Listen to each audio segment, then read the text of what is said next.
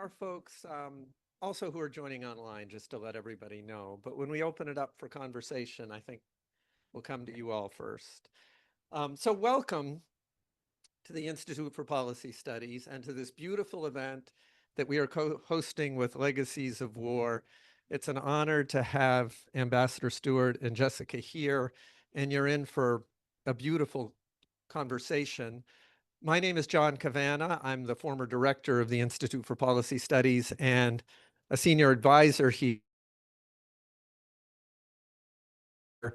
And just to kick things off, I wanted to pivot to two people with whom this event and this setting and this organization would not exist.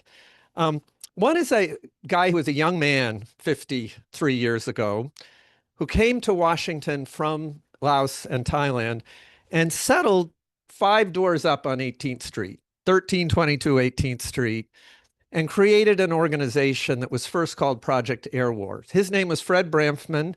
He'd been a volunteer in Laos when the US was conducting its secret war that you'll hear more about. Many of you know a lot about it.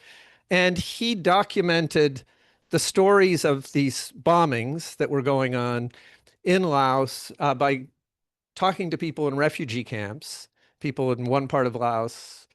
Everyone was either killed or turned into a refugee, and he became the person who transmitted their stories. And he came back and he, one, put the pictures and the stories together in an incredible book called Voices from the Plain of Jars. And I think if you're like, if you want two books on Laos that tell you the story from different angles, but give you a full picture, it's Jessica's beautiful book here that we're celebrating here today, and Fred's book. Fred then went on to do many other things. The Project Air War became the Indochina Resource Center. It then became other things. And at a certain point in the early 80s, their archives were given to us at the Institute for Policy Studies. We were co-founded by Mark Raskin, who's the dad of the wonderful Maryland Congressman Jamie Raskin. He was a great teacher of people around the Indochina wars. And so IPS was very involved. And that's why Fred gave the archives to IPS. I came in, I came 50 years ago and worked 5 doors up at the Indochina Resource Center. I was introduced to many amazing people from Vietnam and Laos and learned about the war. And it really kindled my interest in these issues. But I came back to work here at IPS 8 years later, and among other things, became the keeper of the various archives. And I found Fred's drawings and of this, very important episode, and just put them in my office where they sat for 20 years. I was waiting to return them to the right person.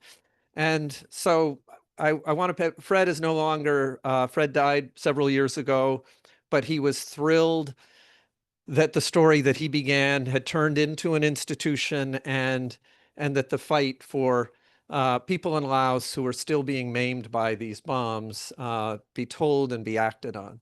So the second quick tribute here then is to the woman who picked up the drawings, Chanapa, who's not here with us, who just had a baby, and who bravely, just like Fred bravely came back and told the story to the US Congress about the secret war in Laos, she bravely stood up and said, there's still victims in Laos, people who are being maimed and killed by the unexploded bombs. And she had the idea of creating Legacies of War, bringing the drawings and the stories on tour, and starting a campaign to get the US government to pay for people in Laos taking the mines out. Remarkable story, and she has passed it on down to more amazing people, one of whom is here and brought the food, Alina. So thank you to Alina for this beautiful lunch.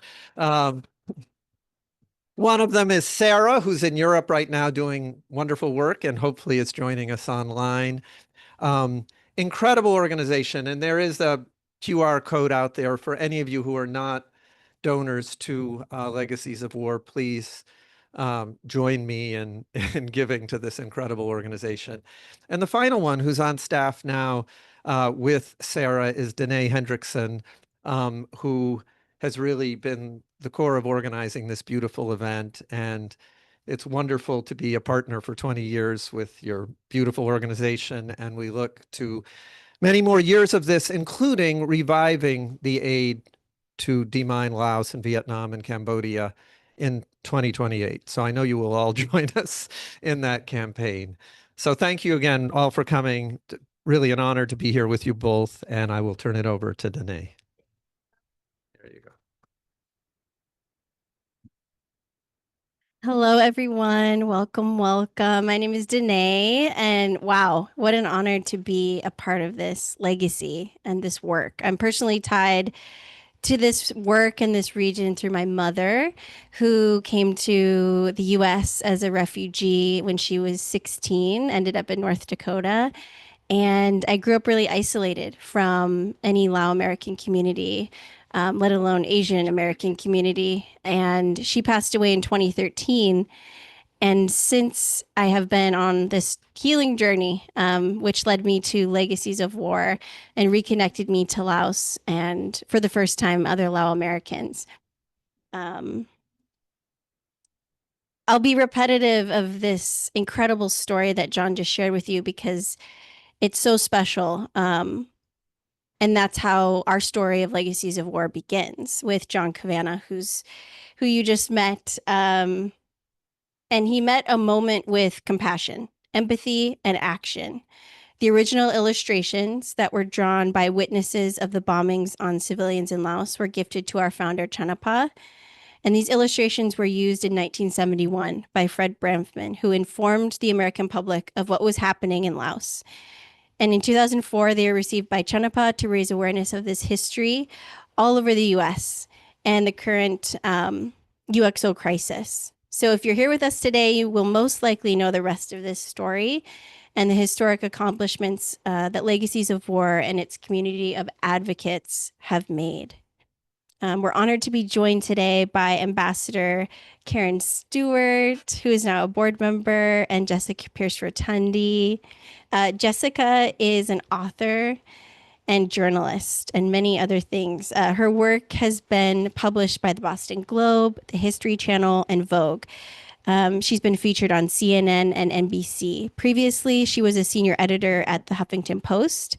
Jessica is also co-founder of our Legacies Library and serves as the chair of Legacies Library. And you can learn more about her incredible story at jessicapearcerotundi.com. Ambassador Stewart served as U.S. Ambassador to Laos from 2010 to 2013 and held multiple senior roles in the U.S. Foreign Service. She now brings her deep diplomatic and regional experience to her role as a board member of Legacies of War, advocating for healing and justice in the wake of the U.S. bombing campaigns in Southeast Asia. And you can learn more on our website, legacesofwar.org. So we invite you all to enjoy, think of questions that we will be giving time at the end of this talk. And so now I'll turn it over. Ambassadors.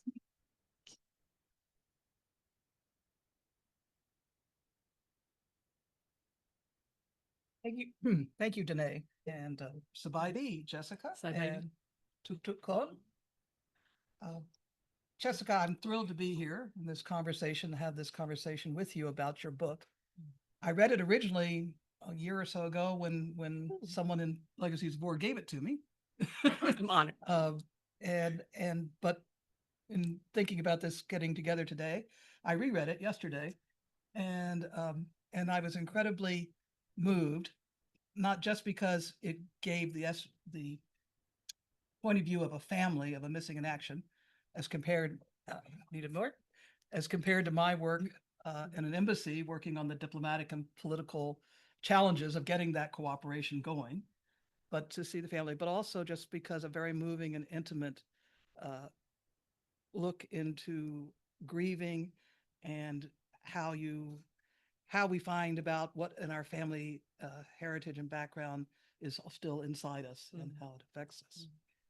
So let's start at the beginning, and I'll ask you just what drew you to storytelling. I know you're a writer and a journalist, and an editor, but what was behind the inspiration? So first of all, it's an honor to be here with you, Ambassador, and to represent Legacies of War. So thank you all for being here today. And the storytelling really began in my family. My grandfather, we called him Big Ed, even though he was not the biggest man in the world, but he would take up the entire room because of his storytelling abilities. He was just the funniest, loudest guy in the room all the time. But it wasn't until I was in 7th grade with like neon green nails. I was doing a little tape recording for a school project. It was high school.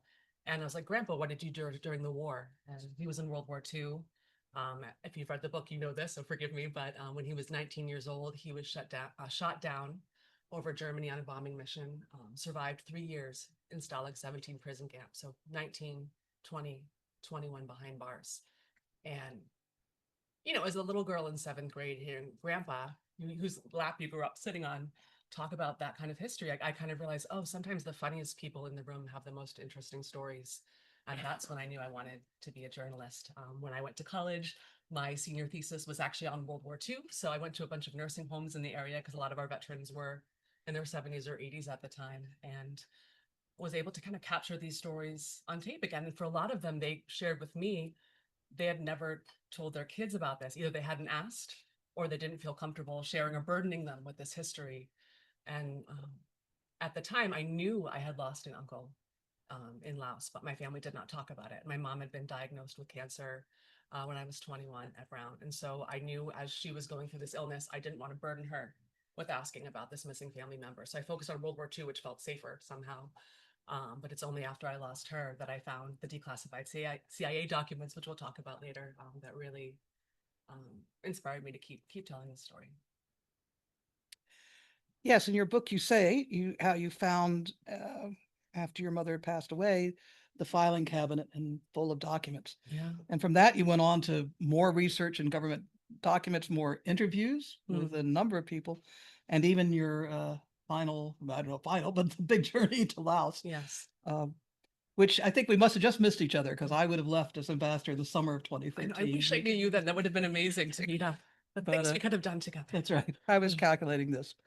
But so you talk about your visit to Sepon, old Sepon, and seeing, among other things, the effects of the bombing on at least the physical effects, the craters that one could see, which brought me back to my first visit to the Plain of Jars in 1986 or so, which at that point looked just like a moonscape. That was my first thought, just totally gray and barren and pockmarked everywhere with those round craters. So I feel sure you had a similar reaction.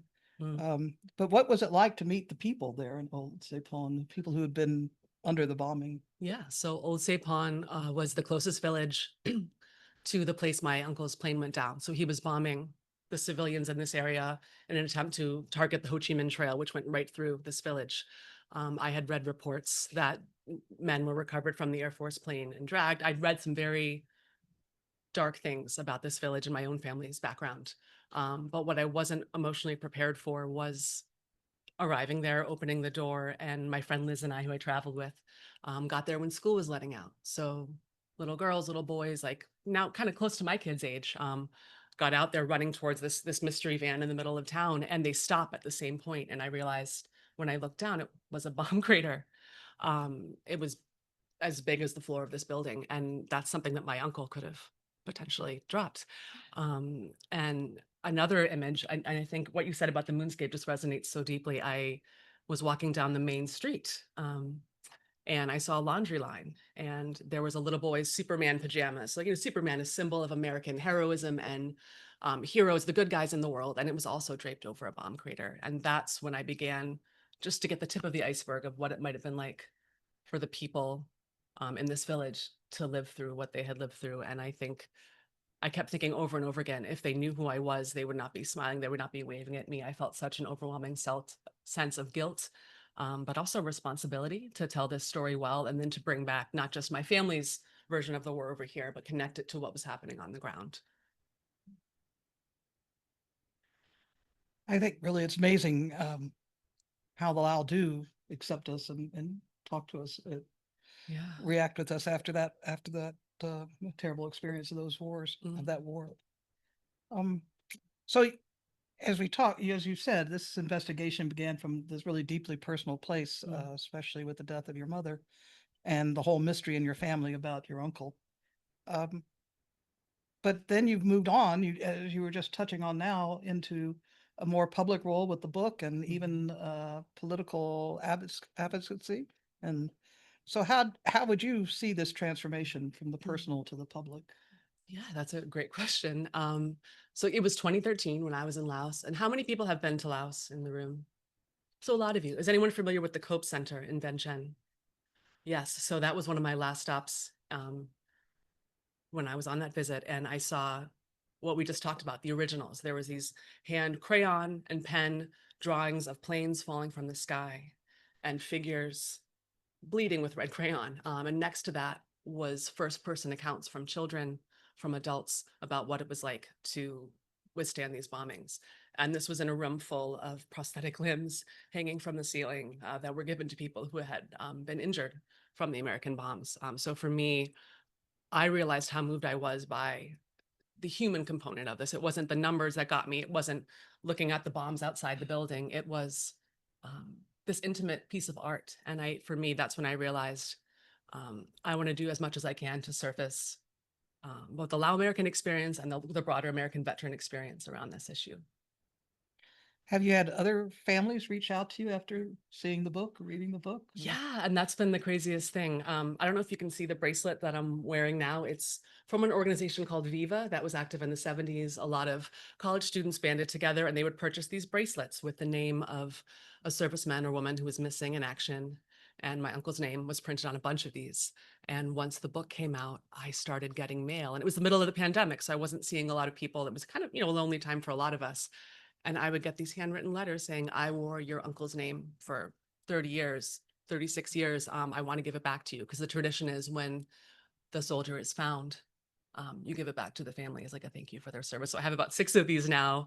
I just had a little, not a nephew, I guess he's my cousin's son, but he was named after my grandfather. And now he has his own bracelet. So it's been really special to get that. And of course, the biggest connection that I made through the book is really Sarah, our CEO at Legacies of War.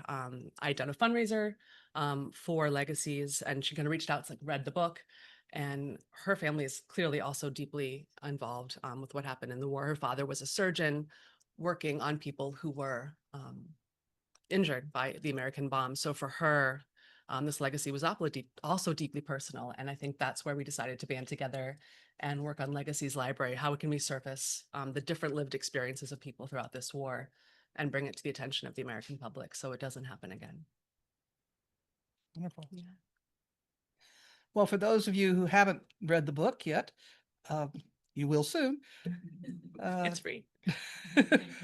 One very moving part of it, maybe most of you, is how Jessica has taken multiple threads of stories. Her grandparents' continuing search their whole lifetimes for their son, or your uncle's disappearance to begin with, and your mother's investigation, which you discovered much more of afterwards, and which you then took on for yourself and went on. Maybe you could give us some idea of how did you braid these stories together? What was behind? Yeah, I love this question too. So I spent 10 years writing this book, which I don't recommend doing. It came out in 2020, which is a crappy year to do anything. And I originally wrote it as a journalist. I was a journalist at the Huffington Post. I was like, I'm going to do this research and I'm going to do a reported historical take, just the facts on this deeply personal family story, like that's ever a possibility.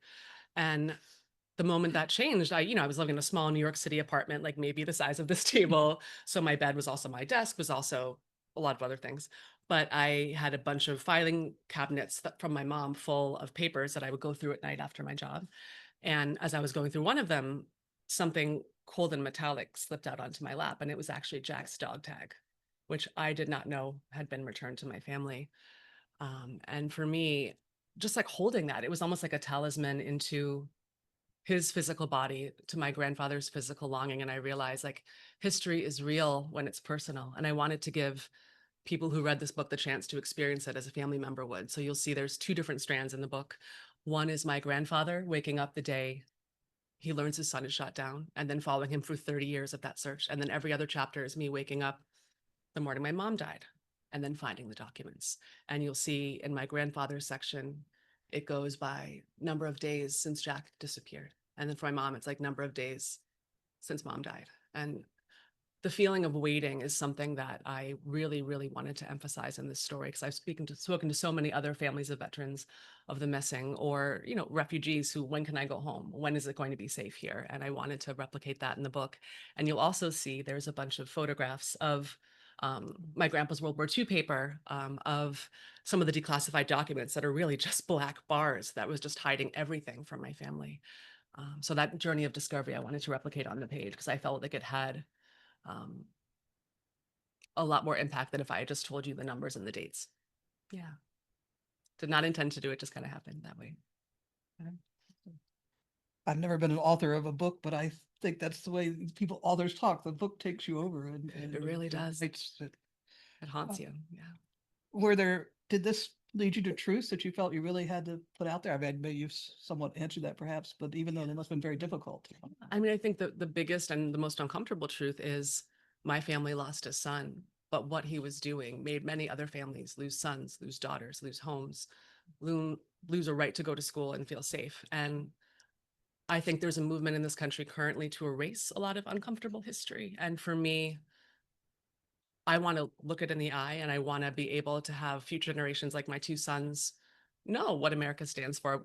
I think the biggest thing you can tell kids as a mother is learn from your mistakes, learn from the past. How can we learn from it if we're erasing the Tuskegee Airmen from the front page of the Air Force, or erasing women or the word women from history? Yeah. Well, there's always been a connection, at least in political policy sense, between the actions are programmed to try and recover remains and missing in action and find out what happened, and the other humanitarian mission of now trying to clean up the unexploded ordnance. We started back, again, my first time in the 80s with our primary mission. In fact, the only objective the embassy had in the 1980s really was to be able to start missions, investigations with the Lao for missing in action. It was President Reagan set it as the highest national priority, and it was essentially the only thing we worked on.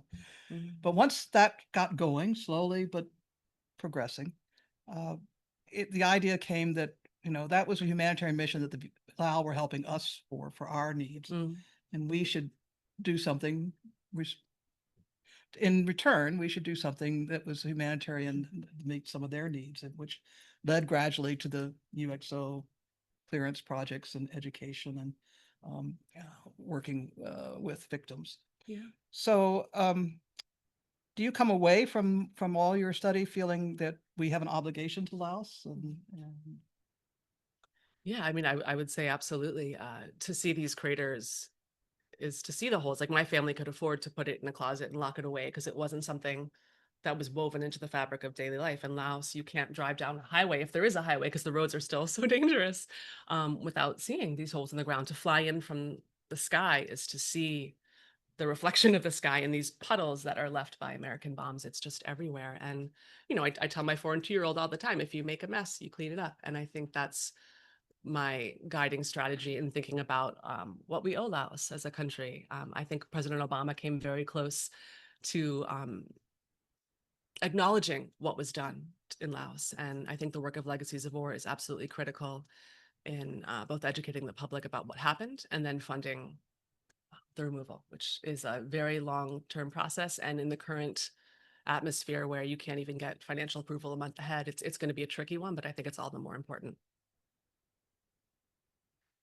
Turning back to the MIA issue, do you feel that are you still hoping that there's more information out there that could be declassified, provided by the government? And how would it change things for your family? It's such a, what is ever going to be enough, right? We're never going to get him back. What would be enough to know when he died, how? Like, I think about these questions still, even though my book is all about, closure, close the book, literally, it's not there. And I think often, so last year I went to an event with the DPAA, which is the amazing organization that works with families to identify the missing and bring them home, working with the Lao government that you mentioned. And if you looked across that room, the parents are mostly gone now. It's the siblings, it's the spouses, it's the children of the missing that are left. And there aren't that many of them left. It was kind of a small room. And I think we're running out of time to give these families answers. I think for my family, we got as close as we can to closure. I say that I'm going to the Library of Congress tomorrow and looking up more things. But I think the more urgent matter is the families that have gotten nothing. And it's been 50 years since the last bomb was dropped. And thank you for all you've done to get those families answers. It's an incredibly challenging mission and an ongoing one.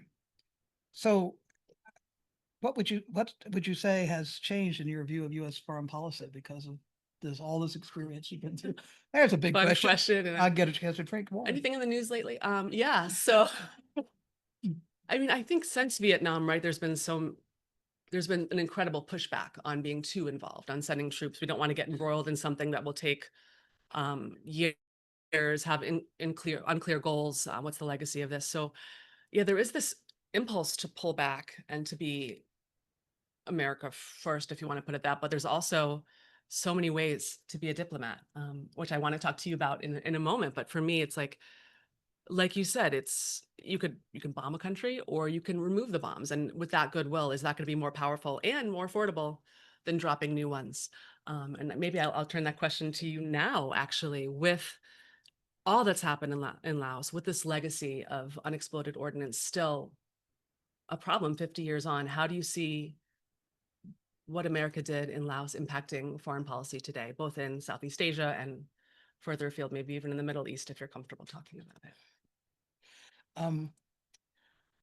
So as I touched on already, we went from the missing in action was the driving priority in the 80s, and it was our both a humanitarian mission and because it was important to the family. But from a political diplomatic point of view, it was also one way that we could actually talk to the Lao government and actually begin to restore a relationship which had been very, very cold, to put it mildly, from 1975 on. I mean, we never closed the embassy. We were the only of the three Indochina countries. We were the only embassy that stayed open, but we were at limit. We didn't have an ambassador. We were very restricted. I spent those 2 years. You couldn't leave the city limits. In 2 years, I had 3 trips outside of Vientiane, and I had more trips than anybody else in the embassy. So, to go to that, to the comprehensive partnership that we declared last year with Laos, really shows how one very important humanitarian mission opened the door to a broader and more normalized relationship. And I say it took steps. It was continuing to work to strengthen the cooperative relationship, get to do more recoveries, get to do joint investigations, and then adding the UXO, the humanitarian reciprocal mission there, and gradually expanding that, which was largely due to the efforts of Legacies of War and other supporters who really pushed the Congress to expand the funding. Although I will say, as a point, speaking of the Cope Center and how that's really, I think, strikes everyone who goes there and really makes you want to do something. It was on while I was there as ambassador, the Secretary Clinton made a visit, Hillary Clinton, who first Secretary of State to have been there in 50 something years. And on her 4-hour visit, so we really had to cram everything in, but a part of that visit, we took her to the Cope Center. You did. And she got there and saw all the exhibits and got into a conversation with a victim of a UXO explosion who had been blinded and otherwise injured by the explosion, and who stayed a lot of times there in the center working. And she got so into her conversation with him that we couldn't get her to leave. Her staff were kind of nudging me and saying, we've got to keep going. And I said, but you can't. I'm not going to drag the Secretary of State away from this. No. And I think she went back, and we got a somewhat increase of money after that for the UXO mission, and then President Obama, of course, a greater one. So it's a where am I going? It's an element of how you don't have to do everything in terms of heavy duty political arguments. Sometimes the humanitarian channel will get you farther in relationship. And indeed, if speaking of broader things, I'm not a Middle East expert, but I will say that for the last 5 years, I've been working in Pacific Islands. And there, one of the countries I was dealing with was the Marshall Islands, where we tested our nuclear bombs following World War II. and we have a very close relationship with the Marshall Islands, and we were negotiating an extension of our economic assistance. So this was used as one of the examples, what we've done in Laos and what we do in Vietnam with Agent Orange and working with disabilities as a way, how can we deal with an issue like nuclear legacy, where for legal and policy reasons, our position is we have settled all of our obligations and we don't owe anything more. But clearly the people want more help, and clearly that's a barrier to our relationship. And so we looked for other things. What can you do? Broad help for the health system, broad help for all cancer patients without saying it's cancer due to the nuclear legacy. You look for ways where the humanitarian, it was an idea based very much on this, on how a humanitarian approach could get you over a political obstacle. And I think, clearly that will have a value in other places. I love that. Yes. Thank you. A lot of this questions in your book and what we dealt with when I was out there in the embassy was trust. I mean, to get that first mission going in 1985 was to convince them that they could let U.S. military in back in the country who had all been kicked out in 1975. I mean, no defense attaché, no Marine guards for the embassy, nobody. Nothing. How could we get them to trust that we would bring in a mission that was purely humanitarian? We would go down there jointly. We wouldn't be sneaking in support for the rebels or doing anything other than what we said we wanted to do, which is fine. And that, I mean, it was a long, slow process to get the trust even to the extent of that first mission, and then to build on that. And you talk a lot in your book about trust, whether it's in government or whether it's with other people that you talk to. And what is the truth? It's an issue that, you get lots of reports. We got lots of reports, and you see them too in your book, from people who said, oh, I've seen this person, or I've got this dog tag or something. And some of them turned out to be obvious frauds. Some of them you didn't know. You couldn't tell. So, I mean, how has this affected your feeling about trust in American institutions and how can we rebuild that trust when it's missing? Yeah, I mean, I just think of my grandfather so much when I think about trust, to be 19 and 20 and 21 behind bars for your country, to come home, to march in every Memorial Day parade, to wave that flag high, be so proud that you send all of your sons into the military. And then the government not only put his son into a place that America was not supposed to be, they told him to lie about it too. They said, oh, he wasn't in Laos, don't tell anyone there. It's we're not supposed to be there, so maybe you could just keep that quiet. And my grandpa was like, hell no. And he just went on this journey where he quit his full-time job and became this full-time advocate picketing the White House just down the street. And to go through that kind of transformation from a prisoner of war in World War II and this like hero to this grieving father who was being lied to by the government that he fought for, that was a huge betrayal. I think there's actually a quote from him I wanted to share with you. I didn't want to mess it up. So here's what my grandpa said in one of our press interviews, and I think it was 86 or 87.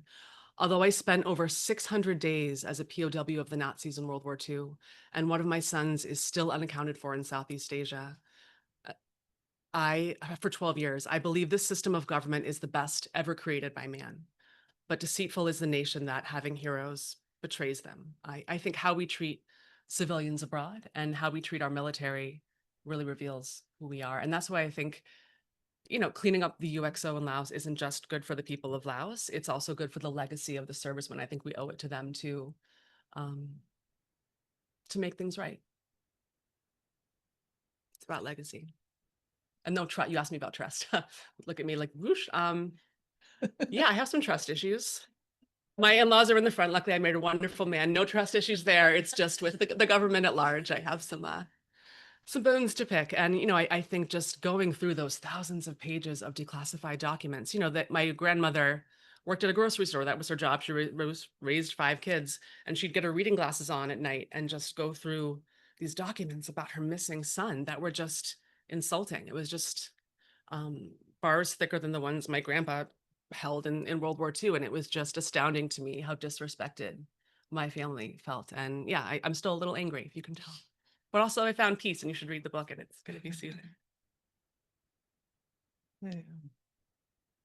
I think your feelings are both ways, both the value that one feels for if you do something for the Lao, Mm. but also your feelings about why. I know what those reports look like, and they don't come off empathetic, shall we say? Not a good look. But so what role maybe could storytelling then play in kind of restoring some, I don't know, some bridge some of this division and trust? It's obviously storytelling is something that Legacies of War thinks is a very important way to do to have healing and educate and mobilize, we hope, interest. Absolutely. So I know we mentioned very briefly earlier the Legacies Library. So that was something that I wish had existed when I started my own research for my family. It's a collection of original films, articles, and then books for both children and adults, nonfiction, fiction, all about this war in Laos that really brings together, I think for the first time, also a comprehensive timeline of everything. I think one of the wildest things to me about this whole journey of research was I didn't learn about the war in Laos in school. I went to a public school in Mass, pretty highly rated. It was a good one, but we talked about World War II forever, rightly so. Skipped over Vietnam and AP history, and then I didn't know where Laos was on a map until I learned, oh, your uncle went down there and never came home. Oh my God. So I think there's so much work we can do around storytelling and education um, that can bring people in a different way. Because again, when history is personal, that's when it becomes real. And I hope that through the work of the library and legacies, we can really get more people. I think getting them young too, students are, I think the most exciting readers and the outreach we've gotten is from young people, typically college age or above, that want to know more. And I just think of Danae too, like her mom didn't get to talk about the war until she was gone. And now she's devoted her life and her career to talking about it. How amazing is that? What a beautiful legacy to carry on behalf of your mom. I'm going to cry because she's amazing. Yeah, storytelling is everything. It's all we have. And for writing a book about legacy, I think so much about what my kids will understand about this time in history and their family's role in it. And I think every child deserves that. Yeah. Well, I assume if we look at the libraries for the Library for Legacies of War, we get some good suggestions about books to read. I know I've read several, including some that you quote in your book. Cool. But what about someone else who wants to start exploring their family history, painful as it might be, or do you have advice for them? I think the biggest thing is don't wait. I was so afraid of hurting my mom that we didn't get to talk about, I think, one of the most important things in her life. She was looking for her brother since she was in her 20s. She delayed her wedding, waiting for her brother, and he never came. And that's just something, what a waste that we didn't get to talk about that, right? And I think, again, of those veterans I talked to in the nursing homes who maybe didn't tell their own children about this, and now it's reported somewhere. The time is running out. It's been 50 years. Let's talk about this now, not just about this war, but especially this war, because we're coming up on a very important anniversary, and we need to preserve and honor this history to learn anything from it, which I'm very hopeful that we still can. Well, perhaps we'll take a few questions from the audience. Yeah, let's do it. Yes. Good. How long it takes you to write this book? Wow. I'm not proud of this, but 10 years. The reason I asked, Yeah. by the way, my name is King Saban Patalong. I'm native born Laos. Grew up during the Secret War. I have seen a lot of things. However, I did not know the word Secret War until I came to the US as foreign student in 1973. So I went back twice. The last time I went was with President Obama. The first and last president who ever stepped foot in Laos. My dad was a military officer, Royal Army. Served in a camp 12 years. Lots of things that I jot down about my childhood, about the Secret War, how things during that time. I remember Vietnam was American town. Lots of American. You name it, you say USAID, you saw Air America. You heard about Air America. There's a movie. So somehow I'm still maintain and keep up with about Laos life during the war. I keep writing about it. I don't know when it's going to finish. I'm glad it take 10 years. So in 1935, I was in San Francisco. It was the period when U.S. cut off relationship with Southeast Asia, but only Laos remained intact, but not full diplomat. I could not even get in touch with my family for 1 year. I have to communicate through U.S. Embassy and through, I don't know if you remember, Dooley Foundation, who rent the house next to my house. What? So I asked them in the headquarters in San Francisco to check on my family, status of situation.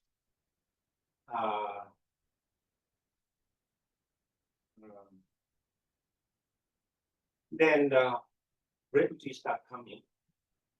I work for refugee program for Arlington County government. Then I retired and then I work for foreign service. Teaching VOA, I just retired. I get out before the shutdown. Thank you. The story of your life is just the kind of story that it would be good to have you finish your writing and publish it. Please, yeah. Because maybe all of what I've read has been written by Americans, and it would be good to have a Lao story. I'm sure there are Lao stories in Lao, but most of us don't read Lao. I used to be able to. I don't know. But It's too bad that not many Lao writing about story. write about their stories. But new generation. See, we are not doing in express in writing. They, as a refugees, they see, like I said, they forget. They don't talk about it. So that's take to the story that the next generation, the children who have been brought up in English, so it should be interviewing and putting this down in publication for the rest of us. I request the lady out there, if you would please buy the book, because I'm going to San Francisco this Thursday for Center for Lao Study and Archive. I would like to have your book in there. Oh, I'd be sure, of course. Yeah, Yeah, we can do a wonderful. signing. And I want to add one quick note. There's some amazing Hmong American authors that have published phenomenal books. I'm gonna hope I get her name right. Kalia Yang has written several poems, books, novels all about this piece. And Legacies of War / Legacies Library has a full list of authors, but some really amazing work in English in the last couple of years. Great. Have another question? Yeah, Susan, or comment? Yeah. I'm trying to remember. and I've spent, I don't know how many hours doing research on Cambodia and Laos, and it's so still classified to this day. There's so much of this information is classified, and I think one thing that is needed, and I love your advice on this, is to get that information declassified, because, and some of it is, it's crazy. There's one article that was written on the bombing of Laos and Cambodia. It's a report, and it's classified in the National Archives, but it's available on the Library of Congress website. So it's just this stuff that's classified in one file is declassified in another file. So I think it would be really helpful to get this effort. And I heard that there was a bill in Congress, but I haven't heard anything new about this, to try to get the Vietnam War era information declassified. So I heard about that, and how we can work together to get a lot of this done, so that it's no longer a secret, and it's now time to get a lot of this in someone. Let me.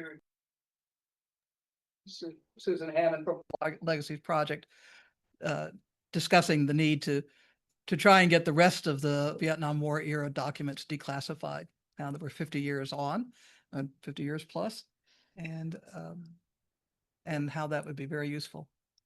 Yeah, and I can't speak to that exact bill. Are you familiar with? Not familiar with that this? bill, no. Okay. Yeah, but so I think there's two things going on, right? There's a declassification process, there's also a digitization process. The Harry Ransom Center at the U Texas, is that right, Danae? Sorry, I'm throwing you on the spot. You sat in the front row. You did it, girl. University of Texas, they have, oh, Texas Tech, maybe? I'm so sorry, Texas Tech. Yeah, so there's not even a central place where all of this is housed, and it's kind of crazy that it's in a private, anyway. No, it's a huge problem, and it's something I'd love to work together. Maybe we can talk offline about this too, because it's something I'd absolutely love to be involved in. It's so frustrating. And like we said, we're running out of time. These families deserve answers, and it's something that is well beyond the 25-year normal limit of declassification. What's the holdup? Absolutely. Sam Johnson, Vietnam Archives. Thank you, Janae. I think it is an ongoing process. And as we are talking about our past now and mining and injuries, today's news is that NATO is meeting today to see if Latvia, Lithuania, and Estonia will be mined to protect against war from Russia. This is probably something that we need to open to the whole world, saying that the tragedy is not just in Laos, but it can happen anywhere else too, if we are not all together acting in preventing wars.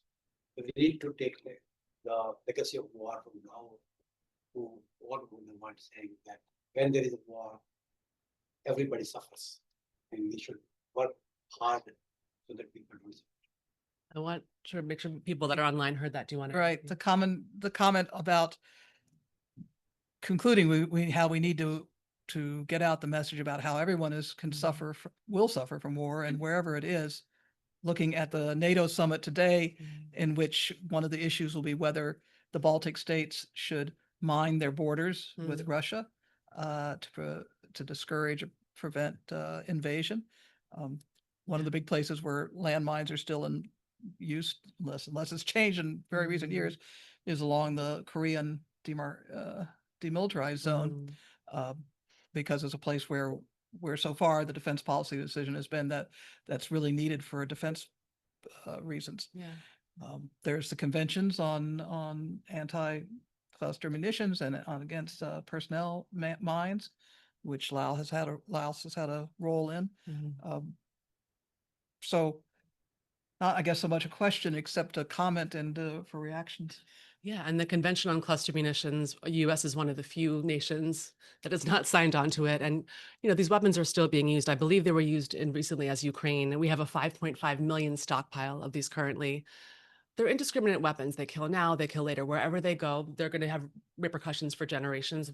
We have Laos to look at as an example, like, why are we still doing this? I'd also want to point out the UXO demining caucus. It's a bipartisan caucus, a rare thing in today's Washington, where Republicans and Democrats are working together to really focus on demining and on removing the bombs together. So it's absolutely an urgent thing that is of the present moment. That's great point. That's my father-in-law also, by the way. Great question. Anything else? Could you say just a word more on that, and then you have something online too? But on that, I mean, you described the beautiful effort that Legacies has done to get more U.S. government money to go into demining activities, and but it's interesting. You haven't yet talked about how all of that got cut off, of course, in the first days or weeks of the Trump administration. But I'm curious if there's a bipartisan bill to continue to support money going to demine, to deal with the mines that are still there. Is that something, when you would urge us into what we should do coming out of this? I'd sort of been thinking that we're preparing for 2028 when we could restart all of this. But is there a chance we could get it going sooner if there really is bipartisan support for continuing U.S. money going in for the demining efforts? So, right, John's question about whether there's actually room for getting demining and UXO clearance money started again after this change in administration. in the near future, not waiting until 2028. Speaking of going back in time. Right. And seeing what the possibilities are after that election. Yeah, my first reaction to it, and is that every time you and other people in the room have said, okay, 2028, I thought, why? No, we can't wait until then. If we have a bipartisan caucus and we have interest, we should try at least. We should try hard not to let it die for 2 years or 3 years and then have to restart it. The challenges are big, obviously. There's the huge budget push. There's the general dislike under the current administration for foreign assistance. There's the question about, there's the, pending judicial question is whether or not the president can impound money that the Congress approves and appropriates. So it's not an easy one, but some of people around in this room know that we have found that the UXO issue resonates with the American public, and in terms of being something that they do see, that they can see, that we have some obligation for cleaning up, so to speak, and that it may win over people who in general might not want a large foreign assistance budget, but could see this as a program worth going. And it's not overall, it's a tiny program. And I would urge people to write their representatives directly in support of the UXO demining caucus. And just speaking to your sense of urgency, there's already been 10 injuries from bombs just in 2025 alone. We're only really in June, and 4 people, I believe, have died. So it's very much an ongoing issue that we can't afford to delay. Yes, in the back.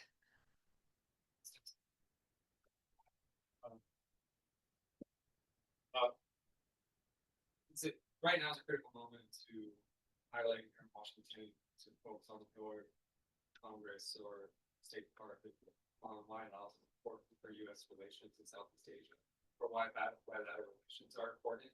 Among the 10 Southeast Asian countries right now, the conversation at stake puts Laos at the bottom. Yes. Among the 10, because Laos has kind of lost its broader Pacific strategy. I know this. And at the same time, we can say, well, you need to, it's like China's role in Laos to get the US interested. We don't have to go there today. But that's one way. But bilaterally, the relationship is strained right now due to the deportation issue of Lao people in the United States who are being deported back to Laos. And the Lao government is putting up we can say right so a wall to not receive them soon. Insight on this. But that is straining the bilateral relationship between the United States and Laos, right? This is why Laos is like potentially on the do not travel or no visa issue. Laos is to the United States. So Laos is targeted for all the wrong reasons, right? It's fallen priority.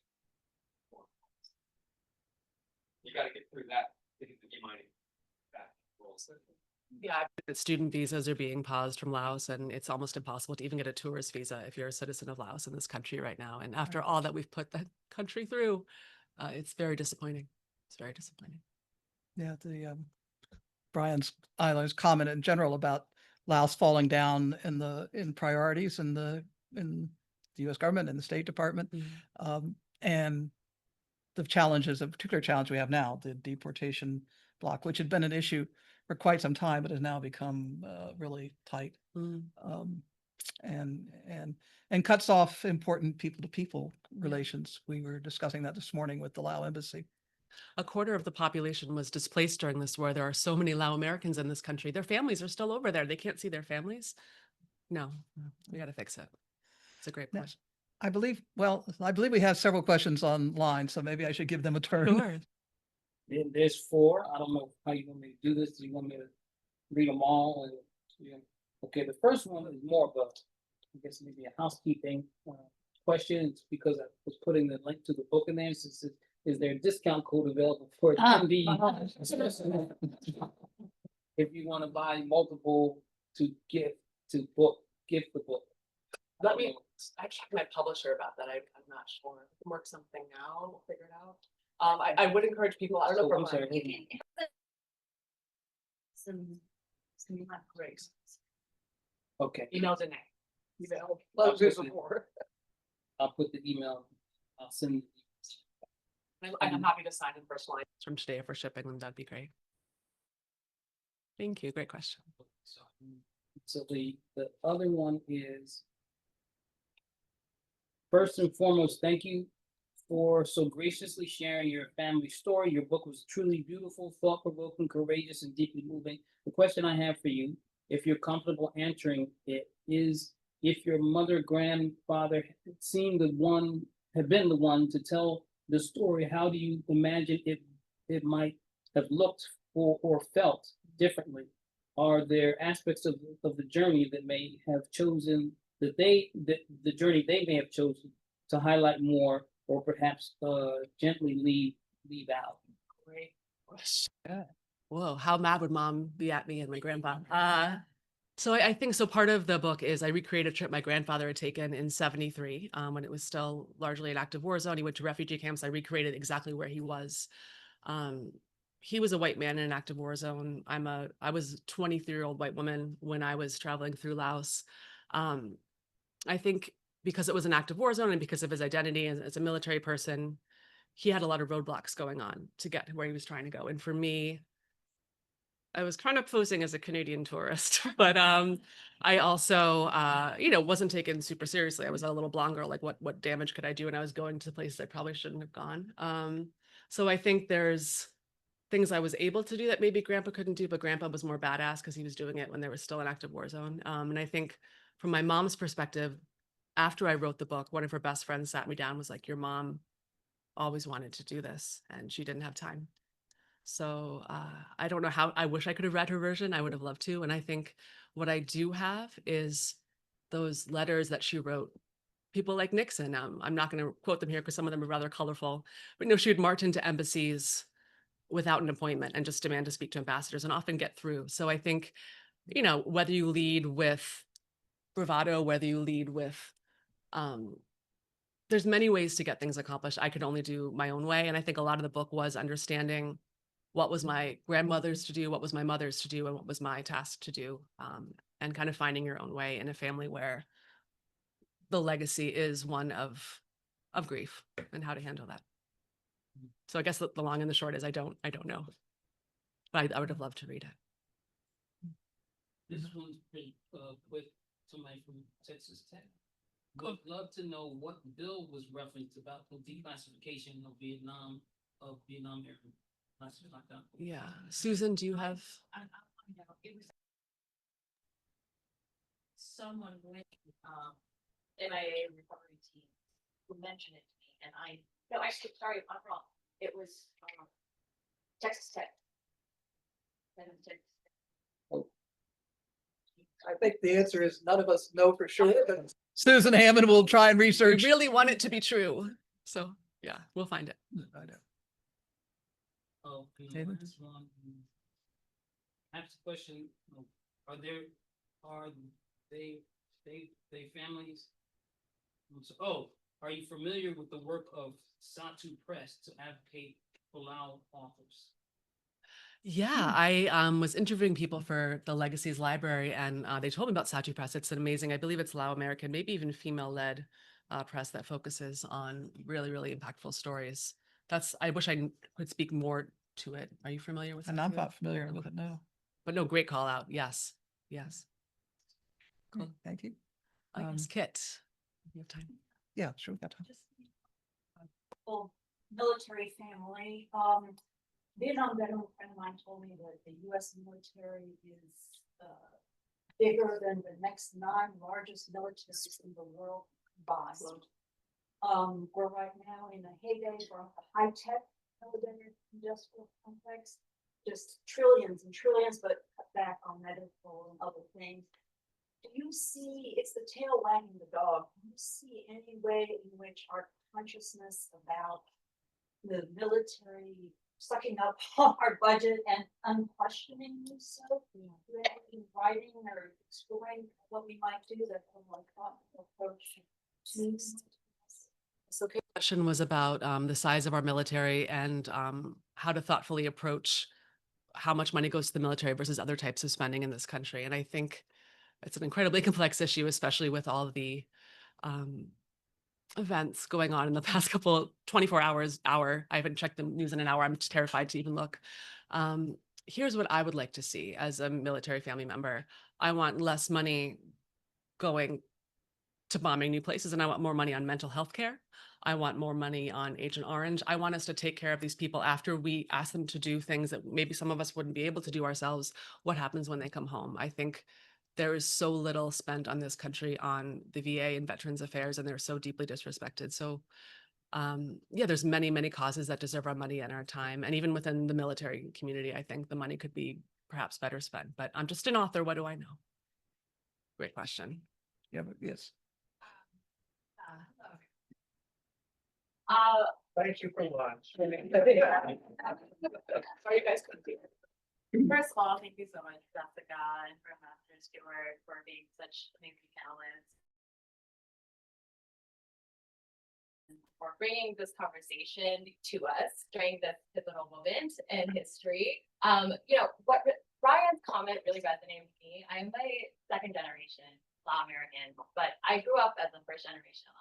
I had to do all of the translations for my family. My parents were refugees. They had no education. That was a challenge itself. So my journey in the US has been very interesting, I guess, because I never felt Lao enough, and I never felt American enough.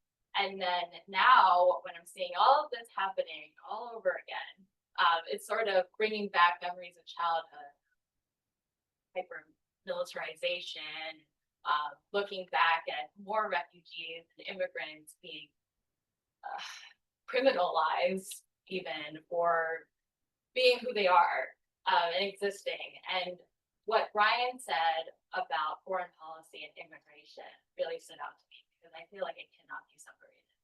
I feel as if Laos has never been a foreign policy, because if it was, why would it be called the secret war? They never saw Laos as a player on the table ever. And that, to me, is very clear now when you have people who came here as refugees, as children, being deported to a country they never know. They don't know the language. They don't know the culture. They're there without any family, because all their family blood here. And so my question is, as Americans, we do have this moral obligation, especially to refugees, people who come here as a result of our mistakes, of our decision, right? And now we have to also hold our government to a standard of, can you stop being hypocrites for a second? How are you going to deport people who you were so willing to bring in because you felt you had a moral obligation to them? So that is my, I guess, call to action as well in this conversation, is that we also bring attention to our elected officials, that we cannot continue to do that. We can't turn our backs on the people that we took away their livelihoods.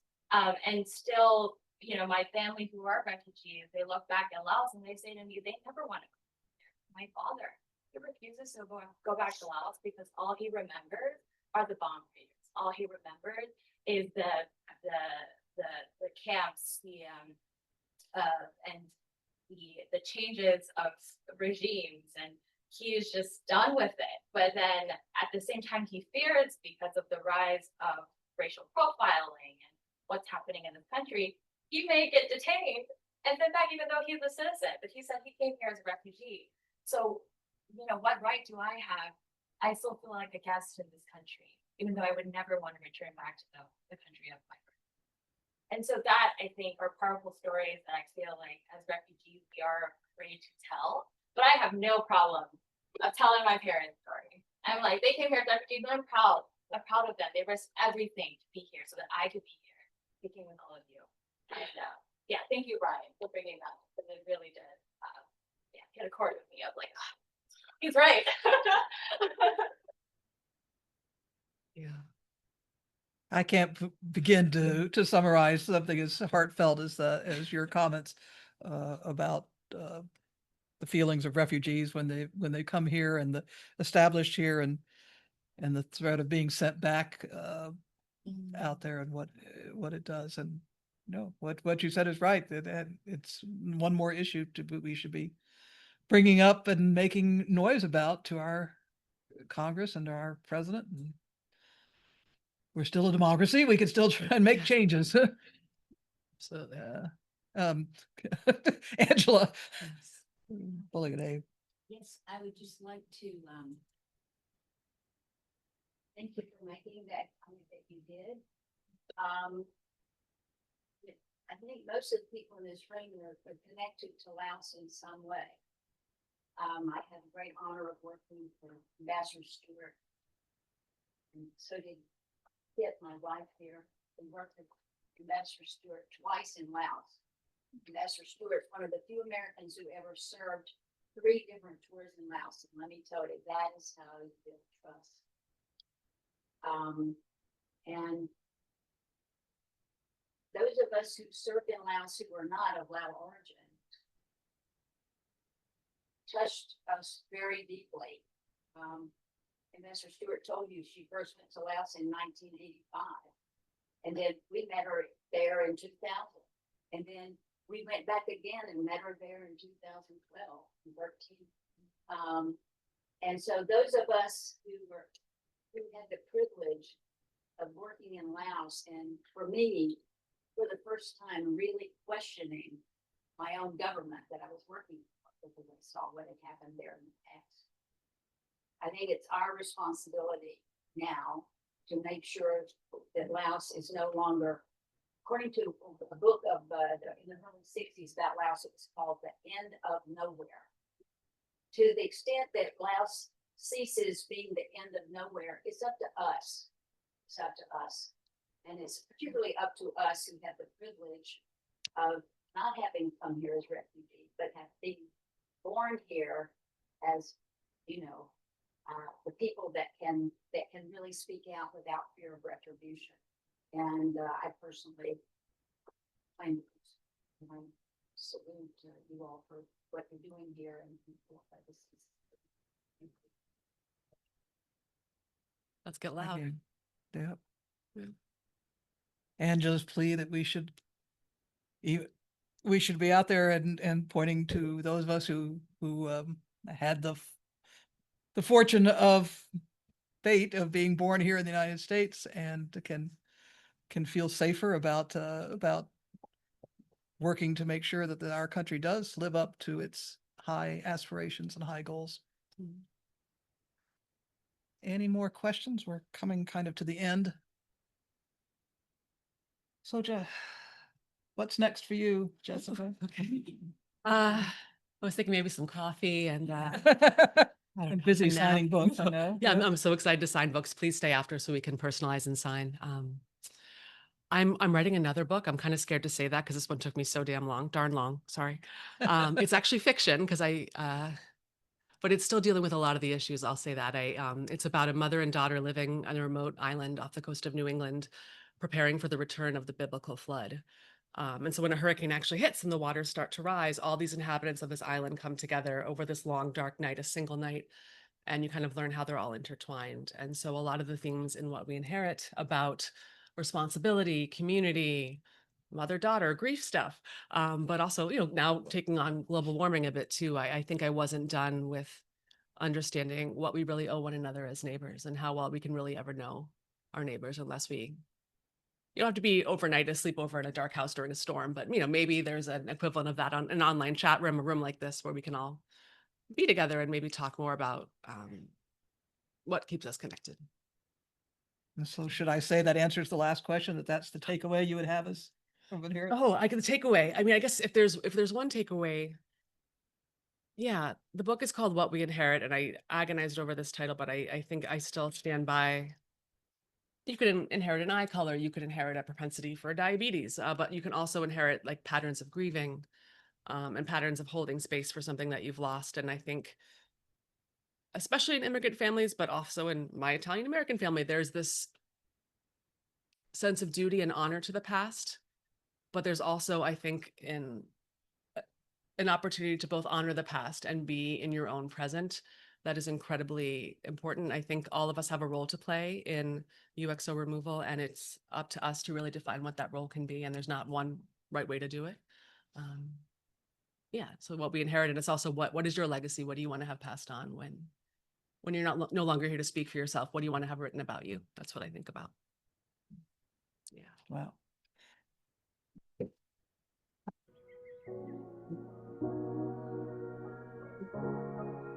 Well, thank you, Jessica, and to our co-hosts, Legacies of War and the Institute for Policy Studies.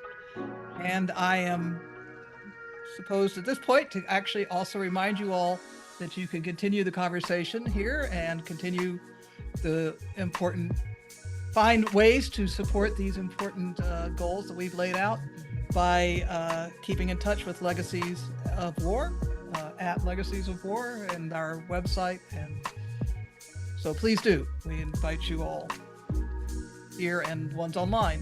So yeah. Come on down. Yeah. Oh yeah, maybe you can get some lunch. Thank you.